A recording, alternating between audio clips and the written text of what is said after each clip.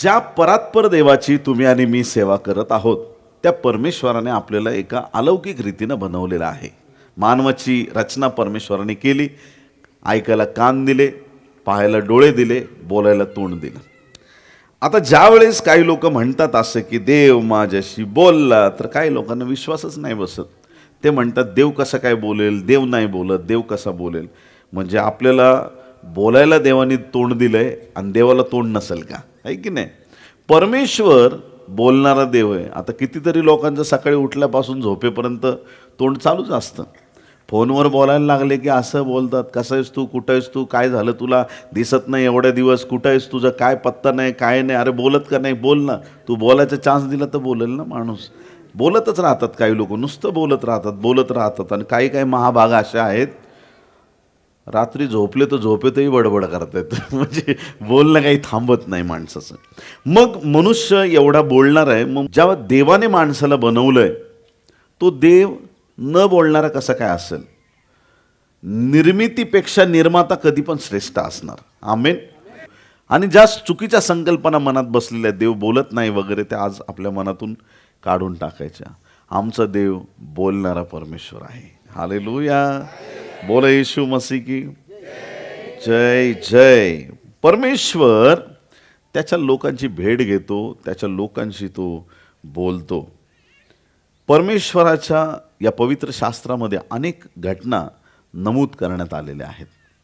आणि परमेश्वर स्वतः, जो राजासनावरती, स्वर्ग ज्याचं सिंहासन, पृथ्वी ज्याचं पदासन, तो परमेश्वर स्वतः त्याच्या लोकांची भेट घेतो. मोशे बरोबर देवाचं एक विशेष नातं होतं.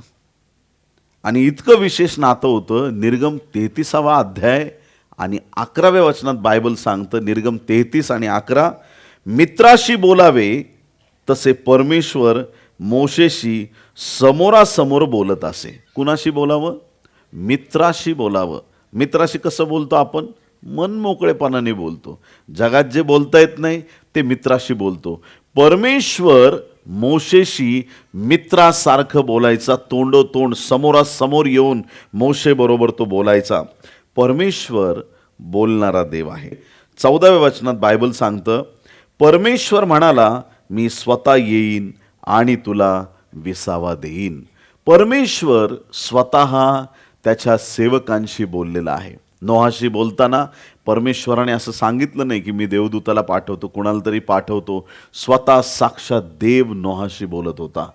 आब्रामाशी डायरेक्ट परमेश्वर बोलायचा. आब्राम एक दिवशी त्याच्या तंबूमध्ये होता आणि परमेश्वराने त्याला सांगितलं, आब्रामा बाहेर ये. आणि परमेश्वराने त्याला जसं बाहेर आणलं, त्याला सांगितलं, आकाशातील ताऱ्यांकडे पहा, अशी मी तुझी संतती करणार आहे. आमेन. आकाशातील ताऱ्यांसारखी संतती करणार, पृथ्वीवरच्या रजकणांसारखी म्हणजे वाळूसारखी मी तुझी संतती करणार. हे त्याच्याशी डायरेक्ट देवबाप बोलत होता. देवाच्या प्रिय लोकांनो, परमेश्वर मानवाची भेट घेणारा, बोलणारा परमेश्वर आहे. आपला देव त्याच्या शब्दाने, त्याच्या वाणीने बोलणारा परमेश्वर आहे. आणि म्हणून देवाच्या प्रिय लोकांनो, पवित्र शास्त्रात अनेक उदाहरणं आहेत. देवबाप स्वतः लोकांशी, त्याच्या निवडलेल्यांशी बोललेला आहे. आता देव बोलतो आणि देव वेगवेगळ्या प्रकारे पण बोलतो, ह्याच्याकडे आपलं लक्ष केंद्रित करणार आहोत. परमेश्वर स्वतः त्याच्या लोकांची भेट घेतो. त्याच प्रकारे आणखीन महत्त्वाची गोष्ट आपल्याला कळाली पाहिजे की देव जो बाप, देव जो पुत्र आणि देव जो पवित्र आत्मा, हे त्रैक्य जे आहे, तर हे नवीन करारात जरी आपल्याला पूर्णपणे प्रकट झालं असलं तरी जुन्या करारामध्ये त्रैक्याचा उल्लेख बायबलमध्ये आलेला आहे. किती लोक आमेन म्हणतील? हालेलुया. परमेश्वराने त्याचे गूढ आणि गहन रहस्य बायबलच्या सुरुवातीलाच दिलेले आहेत.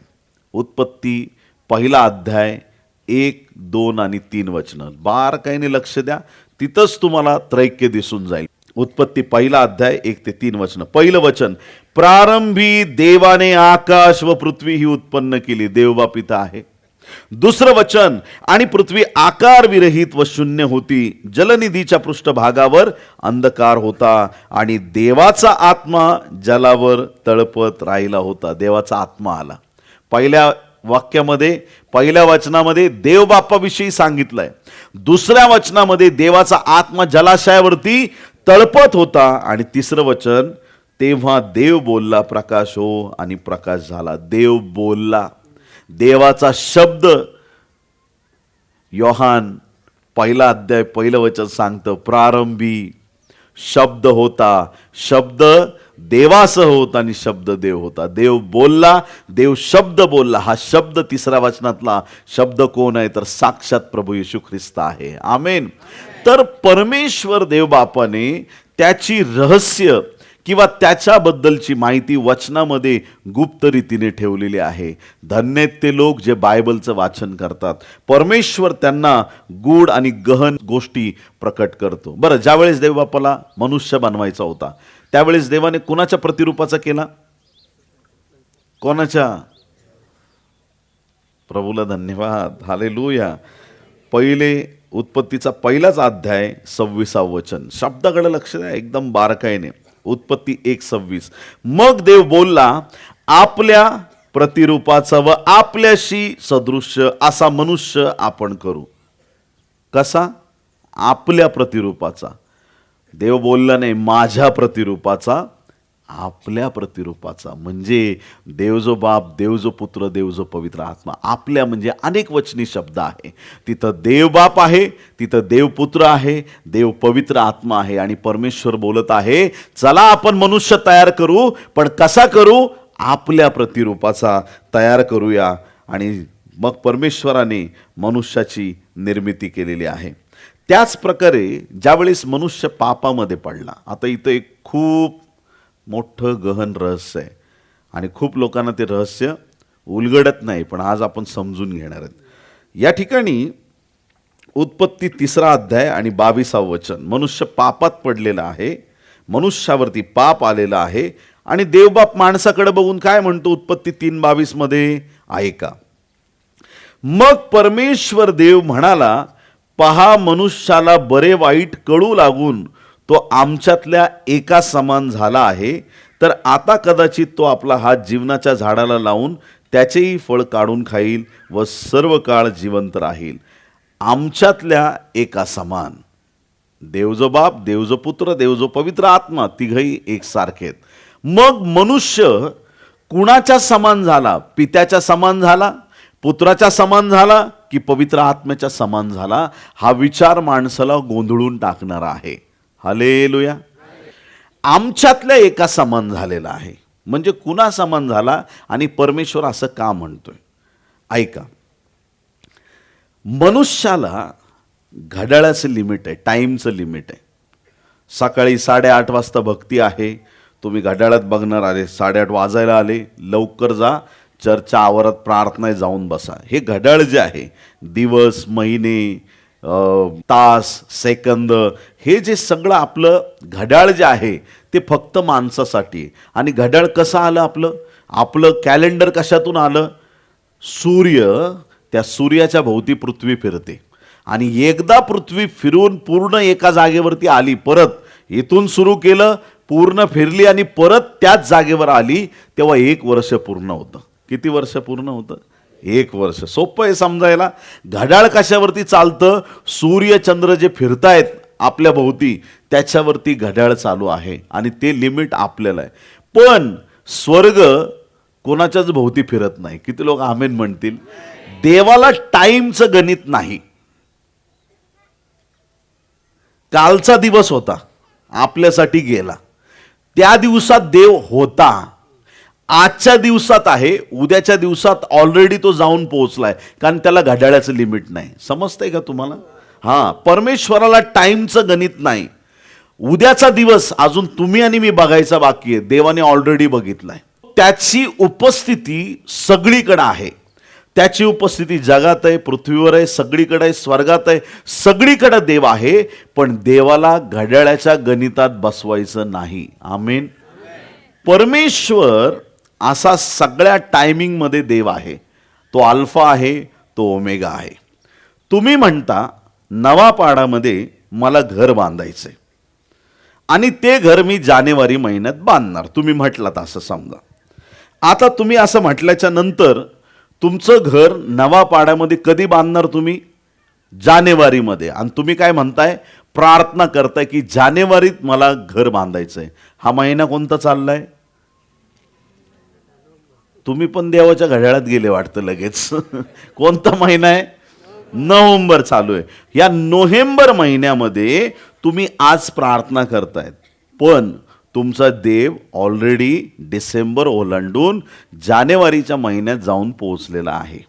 देवाने त्याच्या डोळ्यांनी तुमचं घर बघितलेलं आहे, कारण त्याला समयाचं वेळेचं लिमिट नाही. समजतंय तुम्हाला? तुम्ही नोव्हेंबरमध्ये, देव तुमचा ऑलरेडी जानेवारीत जाऊन पोहोचलेला आहे. त्याने तुमचं जे घर तुम्हाला बांधायचंय इथं नवापाडामध्ये, ते घर त्याने आधीच बघितलंय.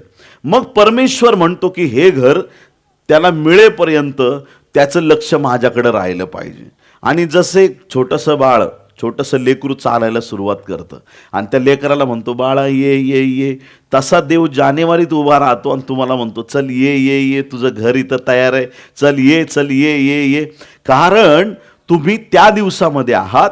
परमेश्वर 1000 वर्ष पुढे, लाखो वर्ष पुढे, त्याला सुरुवात नाही, त्याला शेवट नाही. आमीन. हे मनुष्य शरीर आहे आणि ह्याला जे लिमिट आहे त्याच्याप्रमाणे आपण नोव्हेंबरमध्ये आहेत, पण देवाला कुठल्याही प्रकारचे लिमिट नाही. आमीन. बरं, आता समजून घ्या.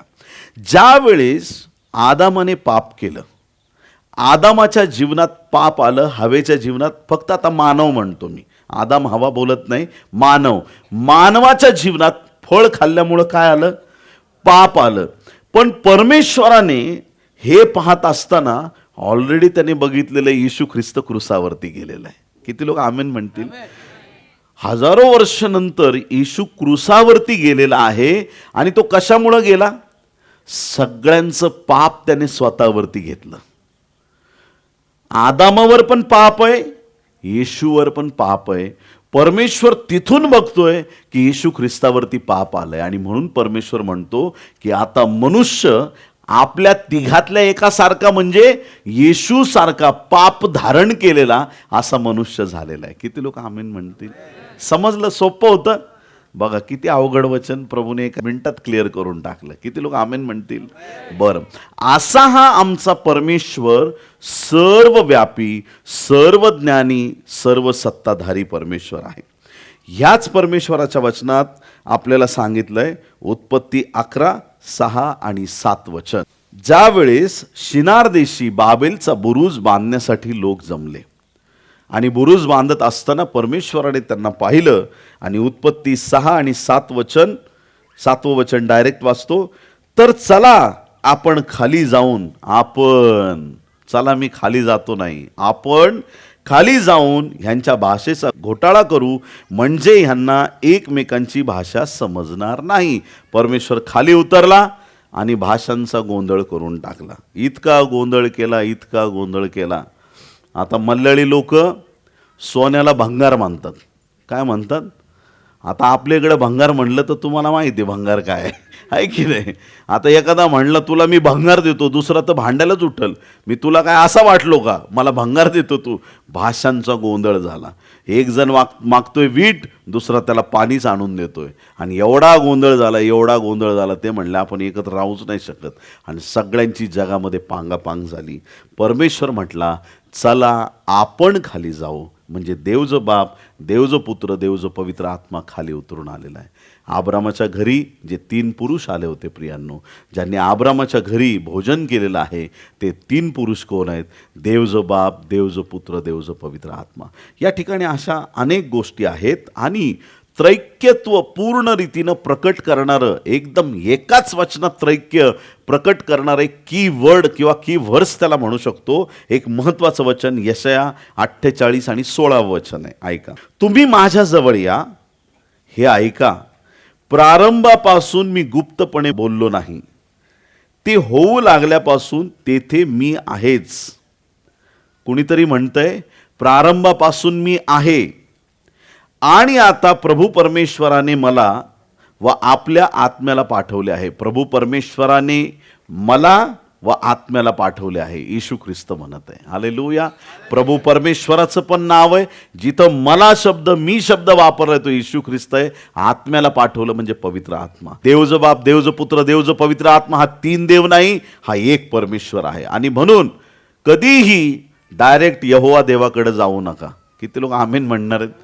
हालेलुया. फक्त यहोवा नको, ओनली जीसस नको, फक्त होली स्पिरिट पवित्र आत्मा नको. आम्हाला काय पाहिजे? पवित्र आत्म्याने भरायचं. किती लोक आमेन म्हणतील? आत्मा मिळाला पाहिजे प्रत्येकाला. पवित्र आत्म्याने भरायचं, येशूच्या नावात, येशूच्या द्वारे पित्याकडे जायचं. आमेन. याच्यातलं एक जरी गडबड झाली तरी प्रार्थनेचं उत्तर मिळणार नाही. आम्हाला आता एक गोष्ट कळाली की देवज बाप, देवज पुत्र, देवज पवित्र आत्मा त्रैक्य परमेश्वर आहे. देव स्वतः त्याच्या लोकांची भेट घेतो, जशी त्याने मोशे सारख्या महान सेवकाची तोंडोतोंड भेट घेतलेली आहे. नोहाची, आब्रामाची, कितीतरी जणांची परमेश्वराने भेट घेतली. मग परमेश्वर स्वतः बोलतो. दुसरी गोष्ट, परमेश्वर येशूच्या द्वारे बोलतो. कितीतरी लोकांना येशूचं दर्शन घडतं. येशू डायरेक्ट त्याच्या लोकांशी बोलतो. मग बायबलमध्ये उदाहरण आहे, वाचूया आपण. प्रेषितांची कृत्ये 9वा अध्याय 3 ते 5 वचन. एक बायबलचा अभ्यासक एक व्यक्ती होता आणि ज्याचं नाव होतं शौल, नवीन करारातला शौल. आणि लोकांचा छळ करायचा, ख्रिस्ती लोकांचा. त्याला आवडत नव्हतं येशूचं नाव घेतलेलं, त्याला राग यायचा येशूचं नाव घेतल्यानंतर. आणि मग त्याने काय केलं? ख्रिस्ती लोकांचा तो छळ करायला लागला. आणि असंच एक पत्र घेऊन निघाला पुढचा छळ करण्यासाठी. आणि पुढं बघा काय लिहिलंय, प्रेषित 9:3 ते 5.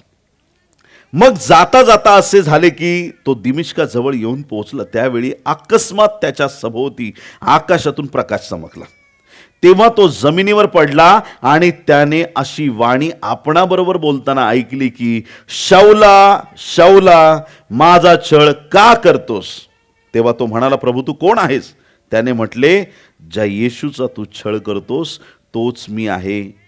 काट्यावर लाथ मारणे तुला कठीण. आमेन. या ठिकाणी देवाचं वचन सांगतं, शौल नावाचा व्यक्ती ख्रिस्ती लोकांचा छळ करीत असे. आणि हा छळ करणारा व्यक्ती ज्यावेळेस दिमिश्काच्या वाटेने चाललेला होता, जाता जाता त्याच्यावरती लख प्रकाश आकाशातून पडलेला आहे. परमेश्वराने त्याची भेट घेतलेली आहे आणि परमेश्वर त्याला म्हणत आहे, शौला शौला, तू माझा छळ का करत आहे? आता परमेश्वर म्हणण्याचं काय कारण? देवजो बाप पण परमेश्वर आहे. देवजो बाप, देवजो पुत्र, येशू ख्रिस्त पण देव आहे. किती लोक आमेन म्हणतील?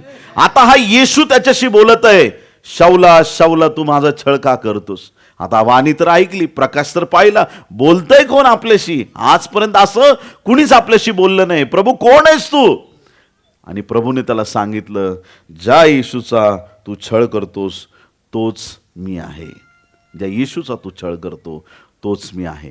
देवाच्या प्रिय लोकांनो, इतका प्रकाश होता की त्या ठिकाणी शौल आंधळा झाला 3 दिवसासाठी. आणि पुढं ज्यावेळेस तो उठला, प्रभूने त्याला आरोग्य तर दिलं आणि पुढं जाऊन तो एक महान देवाचा सेवक बनला. येशू ख्रिस्त स्वतः शौलाशी बोललेला आहे. त्या शौलाचं जीवन परिवर्तित झालं आणि परमेश्वराने खूप मोठा महान संदेष्टा लोकांमध्ये उभा केला. आणि संत पौल त्याला पुढं म्हणण्यात आलं आणि तो फार मोठं देवाचं काम करणारा ठरला.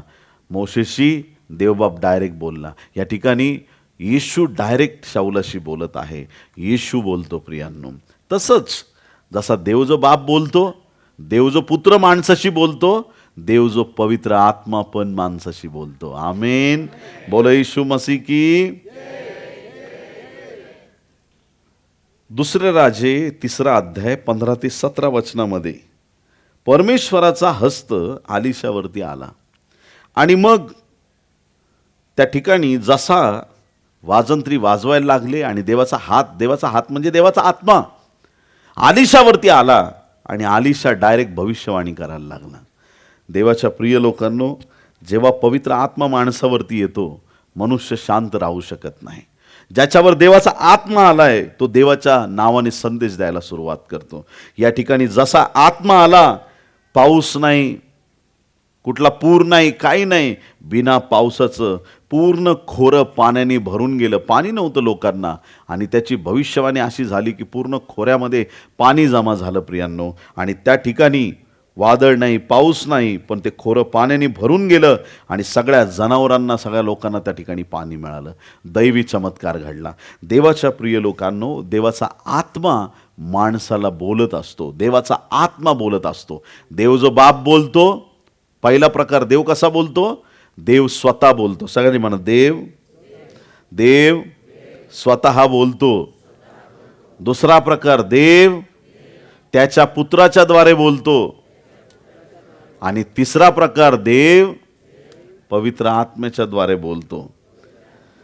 जुन्या करारामध्ये पहिले शमूएल 19 अध्याय 22 ते 24 वचनामध्ये या ठिकाणी देवाचा निवडलेला एक पहिला राजा म्हणता येईल त्याला, शाऊल राजा, ज्यावेळेस त्याने दाविदाला पकडण्याचं प्लॅनिंग केलं. आता दाविदाला पकडायचं, कसं पकडायचं? त्याने जासूद पाठवले. तो त्याच्या राजवाड्यात आहे आणि जासूदांना सांगितलं, जा तो शमूएल संदेष्टा त्याच्या तिकडं कुठंतरी असेल, तो दावीद त्याला पकडून आणा. एक तुकडी गेली आणि त्यांनी बघितलं की त्या ठिकाणी शमूएल आणि सगळे संदेष्टे संदेश देत आहेत, देवाच्या नावाने भविष्यवाणी करत आहेत, सगळे प्रार्थनेमध्ये आहेत. आणि जशी पहिली तुकडी त्या दाविदाला पकडायला तिकडं पोहोचली, ती जे पकडायला गेले होते ते पण प्रभूच्या नावाने संदेश द्यायला लागले. देवाचा आत्मा त्यांच्यावर आला. बराच वेळ झाला, शाऊल म्हटला आता हे लोक येत नाहीत. त्याने दुसरी तुकडी पाठवली. ती दुसरी तुकडी पाठवली, ते पण तिकडंच अडकले, ते पण काही परत येणार. ते आले होते पकडण्यासाठी, पण ते प्रभूच्या नावाने संदेश द्यायला लागले. तिसरी तुकडी पाठवली, ते पण संदेश द्यायला लागले. आणि एक शेवटी असा वेळ आला, पहिले शमूएल 19 अध्याय 22 ते 24 वचनामध्ये असं आहे की ज्यावेळेस शाऊल देखील त्या ठिकाणी पोहोचला, शाऊलाच्या मुखातून प्रभूचं गौरव निघालं, शाऊलाच्या मुखातून देवाचा संदेश निघाला, कारण त्याच्यावरती पण देवाचा आत्मा आला होता. देवाचा आत्मा आल्यावरती देव माणसाशी बोलतो आणि ते शब्द माणसाच्या मुखातून बाहेर पडतात. परमेश्वराची स्तुती असो. गणना 11 अध्याय 25 वचन, मोशेच्या काळामध्ये मोशेवर तर देवाचा आत्मा होताच, परंतु 70 जे वडीलजन होते, बायबल काय सांगतं पहा, गणना 11:25, त्यानंतर परमेश्वर मेघात उतरून मोशेशी बोलला आणि त्याच्यावर असणाऱ्या आत्म्यातून काही घेऊन त्याने त्या 70 वडिलांवर ठेवला. तेव्हा त्यांच्यावर आत्मा येतात, ते संदेश सांगू लागले, पण त्यानंतर मात्र त्यांनी पुन्हा संदेश सांगितला नाही. ज्या वेळेस हे 70 वडीलजन मोशेच्या काळात होते, त्यांच्यावर देवाचा आत्मा आला, त्यांनी संदेश दिला आणि थोड्या वेळाने आत्मा सोडून गेला, संदेश बंद झाला. जुन्या करारामध्ये असंच होतं, आत्मा यायचा आणि आत्मा निघून जायचा. पण येशूने अभिवचन दिलं योहान 16 अध्याय आणि 13 वचनामध्ये, तरी तो सत्याचा आत्मा येईल तेव्हा तो तुम्हाला मार्ग दाखवून सर्व सत्यात नेईल, कारण तो आपल्या स्वतःचे सांगणार नाही, तर जे काही ऐकेल तेच सांगेल आणि होणाऱ्या गोष्टी तुम्हाला कळवील. आमेन. परमेश्वराचा आत्मा तुम्हाला होणाऱ्या गोष्टी कळवतो. परमेश्वराचा आत्मा तुमच्याशी बोलतो प्रियांनो. हालेलुया. आमच्याशी देव डायरेक्ट पण बोलला पाहिजे, आमच्याशी येशू ख्रिस्त पण बोलला पाहिजे, आमच्याशी पवित्र आत्मा पण बोलला पाहिजे. किती लोक आमेन म्हणतील? हालेलुया. परमेश्वर तुम्हाला अडकू देत नाही. म्हणून देव जो बाप, देव जो पुत्र, देव जो पवित्र आत्मा आपल्याशी बोलतो, ते बोलणं आपल्याला कळालं पाहिजे प्रियांनो. प्रभू आमच्याशी बोलू इच्छितो, ते बोलणं आम्हाला कळालं पाहिजे. आम्ही फक्त माणसाशी बोलण्यामध्ये इंटरेस्ट नाही दाखवला पाहिजे. निरंतर आम्ही प्रभूकडे आमची आस ठेवली पाहिजे की प्रभू तू बोल. कितीतरी वेळा आपण प्रार्थना करतो आणि प्रार्थना करताना किराणा दुकानात जशी लिस्ट घेऊन जातो, गहू एवढे किलो, तांदूळ एवढे किलो, तेल एवढं, हे तेवढं, हे सगळी लिस्ट जशी घेऊन जातो तशी प्रार्थना देवापुढे सादर करतो. हे परमेश्वरा, याला नोकरी दे, त्याला बाळ दे, त्याला असं दे, त्याला हे दे, त्याला ते दे, येशूच्या नावात आमेन, बसले खाली. नाही, प्रार्थना ज्यावेळेस करतो त्यावेळेस आम्ही शांत चित्ताने प्रभूकडे प्रार्थना केली पाहिजे. हे प्रभू, मी तुझ्याकडे प्रार्थना करत आहे की तू असं करावंस. थोडं शांत बसा, शांत चित्ताने देवाकडून ऐका. प्रभू तुम्हाला वाणी देईल, काहीतरी तुमच्याशी तो बोलेल, ही अपेक्षा ठेवून प्रभूकडे प्रार्थना करा. प्रार्थना म्हणजे बोलणं, म्हणजे फक्त आपल्याकडून देवाकडे नको आहे, देवाने पण आपल्याशी बोललं पाहिजे, याची आम्ही अपेक्षा केली पाहिजे. आणि परमेश्वर ज्यावेळेस बोलतो आपल्याशी, त्यावेळेस आपल्या सगळ्या प्रश्नांची आपल्याला उत्तरं मिळतात. पेंटिकॉस्टचा दिवस आला आणि प्रभू येशूने जे अभिवचन दिलं होतं ते अभिवचन पूर्ण झालं. आणि पेंटिकॉस्टच्या दिवशी आत्मा असा मंडळीवरती उतरला की तो आत्मा आम्हाला कधीही सोडून जाणार नाही. आमेन. तो आत्मा निरंतर आपल्यावरती असणार. आणि प्रेषित 2 अध्याय 4 वचन, तेव्हा ते सर्वजण पवित्र आत्म्याने परिपूर्ण झाले आणि आत्म्याने जसजशी त्यांना वाचा दिली तसतसे ते निरनिराळ्या भाषा बोलू लागले. आमेन. प्रेषित 19 आणि 6 आणखीन एक वचन आपण वाचूया. सेम त्याच प्रकारे पेंटिकॉस्टच्या दिवशीच फक्त देव बोलला का? नाही. जेव्हा जेव्हा आत्मा लोकांवरती उतरला तो आत्मा लोकांशी बोललेला आहे. आता ऐका प्रेषित 19 आणि 6. आणि पौलाने त्यांच्यावर हात ठेवले तेव्हा त्यांच्यावर पवित्र आत्मा आला. ते वेगवेगळ्या भाषा बोलू लागले व ईश्वरी संदेश देऊ लागले. आमेन. फक्त पेंटिकॉस्टच्या दिवशी नाही, पेंटिकॉस्टच्या दिवशी शिष्यांवर आत्मा आला आणि नंतर ज्यांना ज्यांना जिथं जिथं आत्मा मिळत गेला ते सगळे अन्य भाषा बोलू लागले आणि ते संदेश पण देऊ लागले. देवाचा आत्मा आल्यावर देवाच्या प्रिय लोकांना आमच्यातली भीती निघून जाते. कितीतरी वेळा 4 लोकात उभं राहायला भीती वाटते. कसं मी बोलू, काय मी बोलू, अरे बापरे तिथं 4 लोकांमध्ये मला कसं उभं राहता येईल, असं काही लोकांना भीती वाटते. पण मी तुम्हाला चॅलेंज देऊन सांगतो, एकदा देवाचा आत्मा तुमच्यावरती आला की तुम्हाला कोणाची भीती वाटत नाही. मग तुम्हाला कळतं अरे मी नाही बोलत, देवाचा आत्मा माझ्याद्वारे बोलत आहे. आता मला बोलायची गरज नाही, प्रभूचा आत्मा माझ्या जीवनातून बोलणार आहे. आणि म्हणून आज आम्हाला ही गोष्ट पक्की मनात करायची आहे. देव जो बाप बोलतो, आमेन, देव जो पुत्र पण बोलतो आणि देव जो पवित्र आत्मा पण बोलतो. हालेलुया. मग आता देव काय 3च प्रकारे बोलतो का? नाही. तर अजून एक प्रकार तुम्हाला सांगतो की परमेश्वर त्याच्या देवदूतांना पाठवून बोलतो. किती लोक आमेन म्हणतील? हालेलुया. लूक याचा 1 अध्याय 27 आणि 28 वचन. ती दाविदाच्या घराण्यातील योसेफ नावाच्या पुरुषाला वाग्दत्त होती आणि त्या कुमारीचे नाव मरिया होते. देवदूत तिच्याकडे येऊन म्हणाला, हे कृपा पावलेल्या स्त्रिये, कल्याण असो, प्रभू तुझ्या बरोबर असो. आमेन. गॅब्रिएल दूताने दर्शन दिलं मरियेला. येशू जगात येणार ह्याच्याबद्दल भविष्यवाणी दिली. तिचं लग्न जमलंय योसेफाबरोबर. तो काळ असा होता की त्या काळात कायदे फारच कठीण होते आणि इतके कठीण कायदे असताना तिच्याशी देवदूत येऊन तिच्याशी बोलत आहे की आता जगाचा उद्धारक तुझ्या उदरी येणार आहे, काय करायचंय? आता प्रभूने मला पाठवलंय तुझ्याकडं. आणि तिच्याशी तो बोलत असताना मरियेने हा विचार केला नाही, उद्या जगाला कळालं माझ्या पोटात बाळ आहे, लोक मला धोंडमार करतील, योसेफशी माझं लग्न जमलं, योसेफ मला सोडून देईल, माझ्या जीवनाचं काय होईल? तिने विचार केला नाही. तिने जसं ऐकलं देवाची इच्छा आहे त्यावेळेस ती म्हटली, होय माझ्या स्वामी, माझ्या जीवनात हे होऊ द्या. देवासाठी आम्ही निरंतर तयार असलं पाहिजे. माणसांचा विचार केला तर आमचं जीवन देवाच्या राज्यात आशीर्वादित नाही होऊ शकत. देवदूत येऊन स्वतः मरियेला दर्शन देऊन बोलत आहे. योसेफाला पण दर्शन दिलं, आब्रामाला दर्शन दिलं, आगारेला दर्शन दिलं, लोटाला दर्शन दिलं, गिदोनाला देवदूताने दर्शन दिलं, यहोशवाला देवदूताने दर्शन दिलं. कितीतरी बायबलमध्ये सेवक आहेत त्यांना देवदूताने दर्शन दिलं. देवाच्या प्रिय लोकांनो, पेत्र बंदीगृहात होता, त्याला सुद्धा देवदूताने येऊन दर्शन दिलेलं आहे. देवाच्या प्रिय लोकांनो, फिलिप, कर्नल्य आणि त्याच प्रकारे येशूचा शिष्य योहान, असे अनेक उदाहरणं आहेत बायबलमध्ये की देवदूतांनी येऊन परमेश्वराच्या लोकांना दर्शन दिलेलं आहे. आमेन.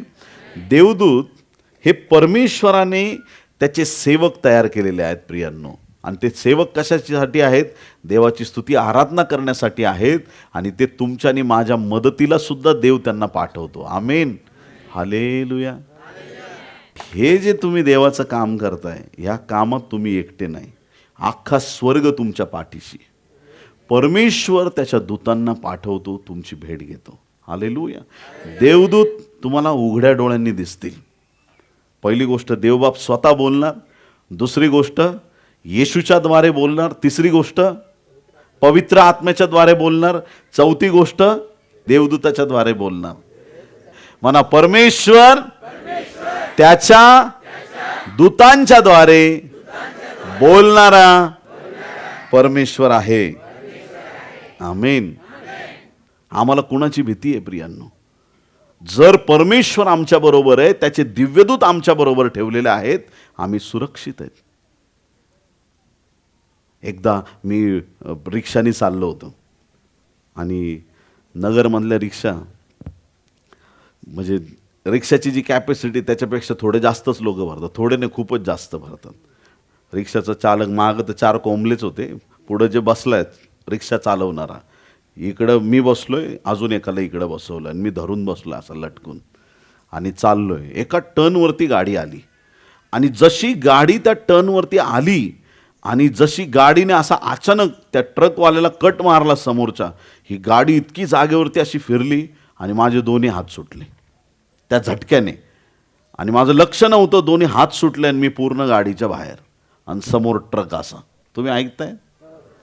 आणि मला माहीत नाही, मला असं कुणीतरी जोरात आत ढकलल्यासारखं जाणवलं. मागे वळून बघतो, साक्षात प्रभूचा दूत मला सांभाळत होता.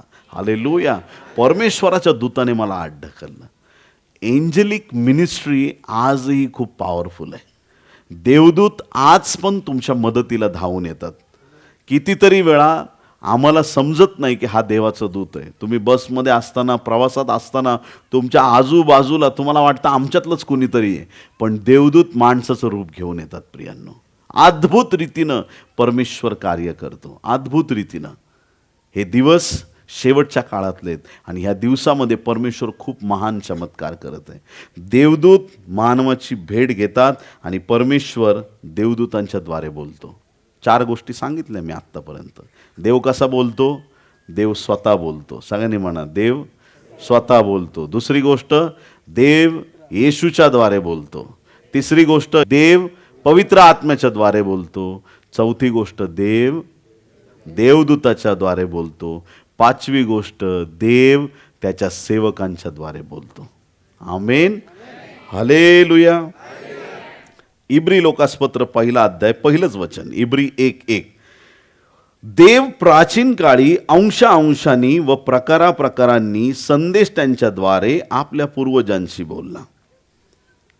पेंटिकॉस्टच्या दिवशी जसं पेत्राने भाषण केलं 3 अध्यायामध्ये, प्रेषित 3 आणि 26 मध्ये तो म्हणतो, देवाने आपल्या सेवकाला उठून प्रथम तुमच्याकडे पाठवले, यासाठी की त्याने तुम्हा प्रत्येकाला तुमच्या दुष्कृत्यापासून वळून जाण्याचा आशीर्वाद देत जावा. संदेश त्यांना परमेश्वर पाठवतो की परमेश्वराने आपली भेट घ्यावी. परमेश्वर सेवकांच्या द्वारे बोलतो. आमेन. माहीत नाही या 3 दिवसामध्ये एखादं वाक्य असेल, एखादी गोष्ट असेल, त्या वचनाने तुमच्या अंतःकरणाची पकड घेतली असेल. ती जी गोष्ट देवाच्या दासाच्या मुखातून आलेली आहे ती आम्हाला आयुष्यभर घट्ट धरून ठेवली पाहिजे. परमेश्वर जसा बोलतो ते सामर्थ्यवान असतं, तसंच तेच वचन येशू बोलतो ते पण सामर्थ्यवान आहे. तेच वचन पवित्र आत्मा बोलतो तेव्हा सामर्थ्यवान आहे. देवदूत जरी बोलला तरी ते तेवढंच सामर्थ्यवान आहे. देवाच्या अभिषिक्ताने बोललं तरी तेवढंच सामर्थ्यवान आहे, कारण अभिषिक्त बोलत नाही, डायरेक्ट देव बोलत असतो. आमेन. टाळ्या वाजून देवाला धन्यवाद देऊया. किती प्रकार सांगितले तुम्हाला? किती प्रकारे देव बोलतो? 5 प्रकारे. पहिला प्रकार, देव स्वतः बोलतो. दुसरा प्रकार, देव येशूच्या द्वारे बोलतो. तिसरा प्रकार, देव पवित्र आत्म्याच्या द्वारे बोलतो. चौथा प्रकार, आमचा देव देवदूताच्या द्वारे बोलतो. 5वा प्रकार, देव सेवकाच्या द्वारे बोलतो. 6वा प्रकार, आमचा देव स्वप्न आणि दृष्टांताच्या द्वारे बोलणारा देव आहे. हालेलुया. तुम्ही दिवसा प्रार्थना कराल, देव दृष्टांताने बोलेल. तुम्ही रात्री झोपलात ना तरी देव झोपत नाही. तो झोपेत पण तुम्ही असताना तुम्हाला स्वप्न देईल आणि त्या स्वप्नाच्या द्वारे परमेश्वर तुमच्याशी बोलेल. योब 33 अध्याय 14, 15 आणि 16 वचन ऐका. योब 33, 14 ते 16. देव एका प्रकारे नव्हे तर 2 प्रकारे मनुष्याशी बोलतो, पण तो त्याकडे चित्त देत नाही. स्वप्न स्थितीत, रात्रीच्या दृष्टांतात. स्वप्न स्थितीत पण बोलतो, रात्रीच्या दृष्टांतात पण बोलतो. मनुष्य गाढ निद्रेत असता, तो बिछाण्यावर पडून झोप घेत असता, देव त्याचे कान उघडतो, त्याला प्राप्त झालेल्या बोधावर तो मुद्रा करतो. देव 2 प्रकारे बोलतो इथं सांगितलं, आणि ते काय? स्वप्न आणि दृष्टांत. परमेश्वर बोलतो. याकोबाला एक स्वप्न पडलं. 28 अध्याय, उत्पत्ती 28 11 ते 17 वचनामध्ये. त्या स्वप्नात त्याने काय पाहिलं? एक शिडी जमिनीवरून डायरेक्ट स्वर्गापर्यंत. देवदूत चढत आणि उतरत आहे. त्या स्वप्नामुळे तो स्वर्गाशी जुडला गेला. स्वप्नातून देव बोलतो. प्रियांनो, कधी स्वप्नांना व्यर्थ समजू नका. किती लोक आमेन म्हणतील? हे असं घडलं नसतं. कधी कधी माणूस काय करतो की घाबरून जातो. स्वप्न पडलंय, असं कसं होईल, तसं कसं होईल, हेच का तेच का. जे स्वप्न तुम्हाला पडतात ते स्वप्न देव तुम्हाला चिन्ह देतो. त्या स्वप्नातून परमेश्वर बोलतो. आपण झोपतो कशासाठी? आराम घेण्यासाठी. यहुदी लोक, इस्रायली लोक आज पण झोपण्यापूर्वी एक वही आणि पेन आपल्या उशाला ठेवतात. रात्री देव जर काय बोलला, पटकन उठायचं आणि ते स्वप्न लिहून काढायचं, कारण त्यांना गॅरंटी आहे की परमेश्वर स्वप्नाद्वारे बोलणारा देव आहे. किती लोक आमेन म्हणणार आहेत? परमेश्वर स्वप्नाद्वारे बोलतो. आजपर्यंत तुम्हाला जे स्वप्न पडलेत त्या स्वप्नाला साधारण रीतीने घेऊ नका. तुमचे स्वप्न लिहायला सुरुवात करा, ते लक्षात ठेवायला सुरुवात करा, कारण परमेश्वर स्वप्न आणि दृष्टांताच्या द्वारे बोलणारा देव आहे. तुम्ही प्रार्थना करता, अचानक तुम्हाला काहीतरी दिसतं, समोर दिसतं, त्या गोष्टींचा अर्थ कळत नाही, पण मग आपण लगेच जाऊ दे, अर्थ कळत नाही, सोडून दिलं. नाही, उपास प्रार्थना करा. जोपर्यंत देव प्रकट करत नाही, देवाला विचारत राहा, प्रभू तुम्हाला का दाखवलं? काही लोकांना नुसतं पाणी दिसतं, समजत नाही काय आहे. पाणी पवित्र आत्म्याचं चिन्ह आहे. प्रभूला तुम्हाला अजून खोल पाण्यामध्ये घेऊन जायचं आहे, अजून तुम्हाला गोष्टी प्रकट करायच्यात. काही लोकांना नुसता प्रकाश दिसतो. काही जे दिसत असेल स्वप्नामध्ये, त्या गोष्टीसाठी आम्ही प्रार्थना केली पाहिजे. काही लोकांना दिसतं, हा मेलाय, तो मेलाय, ह्याचं असं झालंय, त्याचं तसं झालंय. काय करणार? देवाकडे प्रार्थना करायची. प्रभू आम्ही प्रार्थना करतो, जो व्यक्ती मरताना मला दिसत आहे, येशूच्या नावात त्याचं मरण मी रद्द करतो. प्रभू त्याला उदंड आयुष्य दे. तुमच्या एका प्रार्थनेने मरणाऱ्याला नवीन जीवन प्राप्त होईल, त्या व्यक्तीच्या जीवनात कार्य होईल. आणि म्हणून आम्ही स्वप्न आणि दृष्टांताच्या द्वारे देव बोलतो हे आम्हाला माहीत पाहिजे. याकोबाला स्वप्न पडलं शिडीचं, त्याच प्रकारे योसेफाला स्वप्न पडलं पेंढ्यांचं. सगळ्या पेंड्या योसेफाच्या पेंडीला नमन करतायत. भावांच्या पेंड्या योसेफाच्या पेंडीला नमन करतायत. त्याला अजून स्वप्न पडलं. उत्पत्ती 37 5 ते 11 वचनामध्ये दोन्ही स्वप्न दिलेले आहेत. उत्पत्ती 37 5 ते 11 वचनामध्ये सांगितलंय, सूर्य चंद्र ताऱ्यांचं स्वप्न त्याला पडलं आणि त्याला नमन करतायत ते सगळे, असं त्याला दिसलं. ते स्वप्न परमेश्वराने त्याला दिलं होतं. आणि एक दिवस आला की त्या दिवशी त्याची ही दोन्ही स्वप्न पूर्णत्वास आली, खरी झाली. नबुकदनेसरचं स्वप्न असेल, फारोचं स्वप्न असेल, स्वप्न अनेक लोकांना पडलेले आहेत, दृष्टांत अनेक लोकांना झालेले आहेत आणि ते पूर्णत्वास आलेत. आणि म्हणून आम्ही उत्कंठा बाळगावी की परमेश्वरा तू माझ्याशी स्वप्न दृष्टांताद्वारे बोल. रात्री ज्यावेळेस तुम्ही झोपण्याआधी प्रार्थना करता, फक्त एवढी प्रार्थना करू नका, उद्याचा दिवस आम्हाला दाखव, फक्त आम्हाला जगव आणि आम्हाला कसं तरी राहू दे जगामध्ये, अशी प्रार्थना करू नका. प्रभू आज रात्री मी झोपत आहे, तुझ्या स्वप्न आणि दृष्टांताद्वारे माझी भेट घे. हालेलुया. तुम्हाला देव दर्शन देऊन बोलेल. कितीतरी लोक, त्यांना परमेश्वर स्वप्न दृष्टांताद्वारे बोलतो, त्यांची तो भेट घेतो. आज आम्ही तयार असलं पाहिजे. दानिएलला सुद्धा, दानिएल 7वा अध्याय 1 ते 28 वचनामध्ये 4 श्वापदाचं त्यांना स्वप्न पडलं. आणि दानिएलचं स्वप्न हे काही साधारण स्वप्न नव्हतं. कोणाचं राज्य जाणार आणि कोणाचं राज्य येणार, कोणाची सत्ता येणार आहे, काय घडणार आहे, त्या 4 श्वापदाच्या स्वप्नात परमेश्वराने त्याला प्रकट केलेलं आहे. देवाच्या प्रिय लोकांनो, आमचा देव स्वप्न आणि दृष्टांत यांच्याद्वारे बोलणारा परमेश्वर आहे. आमेन. यावरच्या 6 प्रकारात देव नाही बोलला तरी 7व्या प्रकारात देव सगळ्यांशी बोलतो. आणि तो 7वा प्रकार म्हणजे देव त्याच्या वचनाद्वारे बोलतो. आमेन. हालेलुया. बायबल वाचत जा प्रियांनो, बायबल वाचत जा. जगातलं सगळ्यात सामर्थ्यवान पुस्तक बायबल आहे. जगातलं सगळ्यात जास्त विकलं गेलेलं पुस्तक बायबल आहे. जगात सगळ्यात जास्त प्रती ज्या पुस्तकाच्या बनवल्या असतील ते पुस्तक बायबल आहे. ज्या पुस्तकासाठी खूप लोकांचे जीव गेलेले आहेत, हे पुस्तक टिकवण्यासाठी ते पुस्तक बायबल आहे. अनेक लोकांनी आपल्या प्राणाची आहुती देऊन टाकली, रक्तसाक्षी झाले, आणि ते बायबल आजही आपल्याकडे आहे. हे बायबल असाधारण पुस्तक आहे. किती लोक आमेन म्हणतील?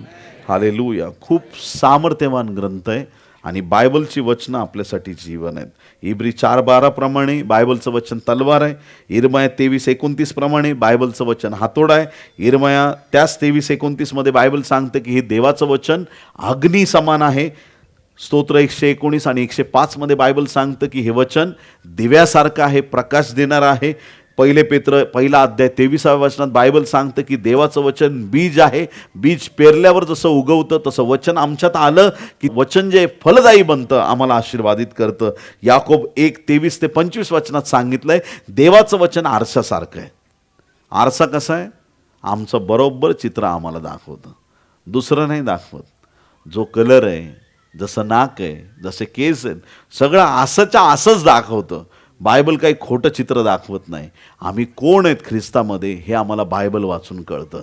बायबल आम्हाला योग्य मार्गदर्शन करणारं आमचा आरसा आहे. आणि 1 पेत्र 2:2 आणि 1 कोरिंथ 3:2 प्रमाणे बायबल देवाचं वचन आमचं अन्न आहे.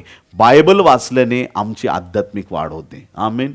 जर तुम्हाला आध्यात्मिक जीवनात प्रबळ व्हायचंय तर तुम्हाला पहिलं स्थान वचनाला द्यावं लागेल, पहिलं स्थान प्रार्थनेला द्यावं लागेल, स्तुती आराधनेमध्ये तुम्हाला टिकून राहावं लागेल. काही लोक स्तुती आराधनेची गाणी ऐकतात, हे गाणं झालं की ते गाणं, ते झालं की ते गाणं, नुसते गाणे एकावर एक. तसं करू नका. ऐका, माझी पद्धत सांगतो तुम्हाला. गाणे ऐकता ऐकता एक गाणं असं असतं की मनाला फोडून अश्रू यायला लागतात. तेच गाणं 17 वेळा परत ऐकायचं. किती लोक आमेन म्हणतील? हालेलुया. ज्या गाण्याने तुमच्या हृदयाची पकड घेतली तेच गाणं सारखं ऐका. तेच गाणं. एक गायक आहे, मला त्याचे गाणे आवडतात, हे गाणं आवडतं, मग मी त्याचे एकट्याचेच गाणे ऐकतो, असं पण करू नका. नाही तर माणसासाठी तुम्ही वेडे व्हाल. किती लोक आमेन म्हणतील? ज्या गीताच्या द्वारे तुमच्या अंतःकरणाला स्पर्श होतो ते गीत वारंवार ऐका. ते कोणत्या भाषेत आहे, कुठल्या कशा प्रकारचं आहे, संगीत कसं दिलंय तो नंतरचा प्रश्न. पण जे गीत तुम्हाला आत्म्यात प्रबळ करेल ते वारंवार ऐका. वचन वाचत राहा, प्रार्थनेत प्रबळ व्हा, तुमची आध्यात्मिक वाढ होईल. किती लोक आमेन म्हणतील?